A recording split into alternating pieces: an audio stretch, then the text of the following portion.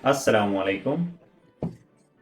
کیا امریکہ میں پی H D یا ماسٹر کے لیے اپلائی کرنے کے لیے پروفیسر سے رابطہ کرنا یا پروفیسر سے ایکسیپٹنس لیٹر لینا ضروری ہے؟ تو اس کا جواب موسٹلی ہے کہ اگر آپ پروفیسر سے رابطہ کر لیتے ہیں تو یہ ایک وننگ سچویشن ہے. لیکن especially for P H D, لیکن اگر آپ کو پروفیسر کا رپلائی نہیں آتا یا پروفیسر کہتا ہے کہ اس کے پاس اسپیس نہیں ہے، تو اس کیس میں بھی آپ کو پریشان ہونے کی ضرورت نہیں ہے، کیونکہ امریکہ میں پروفیسر کی ایکسیپٹنس کی بیس پہ ایڈمیشن بہت کم ہوتے ہیں. اگر ایڈمیشن پروفیسر کی ولنگنس سے ہوتے بھی ہیں تو اس کیس میں، جس کیس میں پروفیسر نے آپ کو ایز اے ریسرچ اسسٹنٹ رکھنا ہو، تو اس کیس میں پروفیسر کے ساتھ رابطہ کرنا یا پروفیسر کی، ہاں، اس کا مطلب ہوتا ہے کہ آپ کا ایڈمیشن ہو گیا ہے. لیکن جب آپ جنرل پول میں اپلائی کرتے ہیں ایز اے جنرل کینڈیڈیٹ، جہاں پہ آپ نے باقی کینڈیڈیٹ کے ساتھ کمپیٹ کرنا ہوتا ہے، تو اس کیس میں پروفیسر کا اتنا کہنا کہ I encourage you to apply, you can add my name into your statement of purpose, اس طرح کے سینٹینس کے ساتھ آپ کو ایک جنیرک ای میل میں رپلائی کرنا، یہ اس ایک بات کا ہرگز مطلب نہیں ہے کہ آپ کو اس یونیورسٹی میں ایڈمیشن ہو چکا ہے یا ایڈمیشن ہونے والا ہے. لیکن ایک اچھی بات ہے کہ اس پروفیسر کے پاس اسپیس ہے. اگر کوئی پروفیسر آپ کو یہ کہتا ہے کہ اس کے پاس اسپیس ہی نہیں ہے، تو اس کا نام ایس او پی میں شامل ہی نہیں کرنا چاہیے.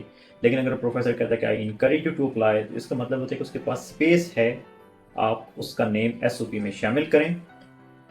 لیکن آپ کی اسکریننگ ابھی دو جگہ سے ہونی ہے.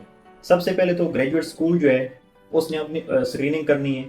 اگر آپ وہاں کی تمام ریکوائرمنٹس کو پورا کرتے ہیں تو آپ کی اپلیکیشن ڈپارٹمنٹ کو یہ فارورڈ کر دی جائے گی. دوسرے کیس میں کچھ ڈپارٹمنٹ کا اپنا اپلیکیشن کا سسٹم ہوتا ہے، ڈائریکٹ آپ کی اپلیکیشن ڈپارٹمنٹ کو آتی ہے. اگر آپ ڈپارٹمنٹ کی ریکوائرمنٹ کو پورا کرتے ہیں تو سب سے پہلے وہ فلٹر لگاتے ہیں. جی آر ای ویور کے بعد آپ موسٹلی اسٹوڈنٹ کی جو فرسٹ شارٹ لسٹنگ ہوتی ہے وہ سی جی پی کے بیس پہ ہوتی ہے. اگر 500 کینڈیڈیٹ نے اپلائی کیا ہے، انہوں نے صرف 100 کینڈیڈیٹ کو شارٹ لسٹ کرنا ہے، وہ سی جی پی کا فلٹر لگا کے ان کینڈیڈیٹ کو شارٹ لسٹ کر لیں گے. اور اس کے بعد جو 100 کینڈیڈیٹ ہیں ان میں سے بھی کمیٹی دیکھے کہ کس کینڈیڈیٹ کو ہم نے آگے موو کرنا ہے. اگر آپ اس دوسرے سیکنڈ سینیریو میں بھی آپ اس فلٹر کو پاس کر جاتے ہیں، تو پھر آپ کی جو ایس او پی، آپ کا ہول اپلیکیشن پیکیج ہے، وہ جو بھی ریلیونٹ پروفیسر ہے جس کا آپ نے ایس او پی میں نام لکھا ہوا ہے، جس کے ساتھ آپ نے رابطہ کیا ہوا ہے، اس کو وہ فارورڈ کر دیا جائے گا.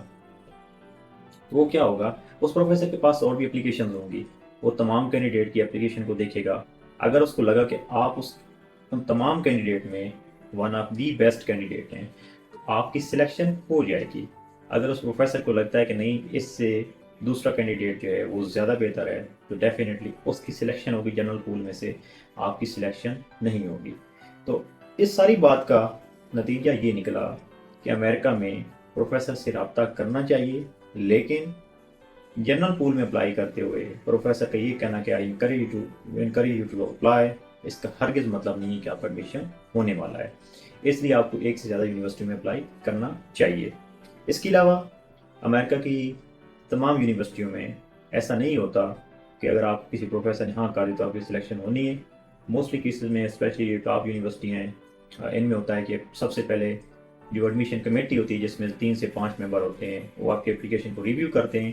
اس کے بعد جو آپ کا پوٹینشیل ایڈوائزر ہوتا ہے، اس کو آپ کی ایس او پی اور باقی جو کریڈینشیل ان کو فارورڈ کیا جاتا ہے. اس کے بعد ڈیسائیڈ ہوتا ہے کہ آپ کی سلیکشن ہونی ہے یا نہیں ہونی.